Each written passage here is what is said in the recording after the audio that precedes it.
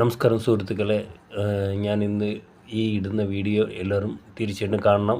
നിങ്ങൾക്ക് വളരെ ഉപയോഗമുള്ള വീഡിയോ ആണ് ഇത്. കൂടുതൽ പറഞ്ഞ് ഞാൻ ബോറടിപ്പിക്കില്ല. ഓക്കെ, സിംഗിൾ ഡോർ ഫ്രിഡ്ജിനെ കുറിച്ച് പലർക്കും അറിഞ്ഞിരാത്ത കുറേ കാര്യങ്ങളുണ്ട്. എല്ലാവരും ചിന്തിച്ചുകൊണ്ടിരിക്കുന്നത് അത് വേറെ ഒന്നുമല്ല. നമ്മൾ ഒത്തിരി ആൾക്കാർ എന്തെങ്കിലും കംപ്ലൈൻ്റ് ആയ ഉടനെ നമ്മൾ കമ്പനിക്കാരനെ കുറ്റം പറയും. പക്ഷേ കമ്പനിക്കാരനെ കുറ്റം പറഞ്ഞിട്ട് കാര്യമില്ല. നമ്മൾ ശ്രദ്ധിക്കേണ്ട ഒരുപാട് കാര്യങ്ങളുണ്ട്. അത് ഞാൻ പറഞ്ഞുതരാം. ഇത് കണ്ടോ, ഫ്രീസർ. ഈ ഫ്രീസറിൽ വരുന്ന ആ ലൈൻ കണ്ടോ, അത് ശരിക്കും പൈപ്പാണ്. നമ്മൾ പലരും അത് മനസ്സിലാക്കാതെ ആ പൈപ്പിനെ നമ്മൾ കുത്തി അലക്കാറുണ്ട്. ഐസിനെ കുത്തി അലക്കുമ്പോൾ ആ പൈപ്പ് വഴി അങ്ങ് ഗ്യാസ് അങ്ങ് മൊത്തം ലീക്കാവും. അപ്പോൾ ഫ്രിഡ്ജ് ഒന്നുമില്ല. അത് കണ്ടോ, അത് വേസ്റ്റ് വെള്ളം വീഴുന്ന ഒരു കപ്പ്, അവിടെ ഇടയ്ക്കിടയ്ക്ക് ബ്ലോക്ക് വരും. അത് ഇടയ്ക്കിടയ്ക്ക് ക്ലീൻ ചെയ്യുക. ഇല്ലെന്നുണ്ടെങ്കിൽ ഇവിടെ അത്രയും തുരുമ്പെടുക്കും. കണ്ടോ, ആ തുരുമ്പെടുത്ത് ആ ഫ്രിഡ്ജ് മൊത്തത്തിൽ ഇല്ലാതാവും.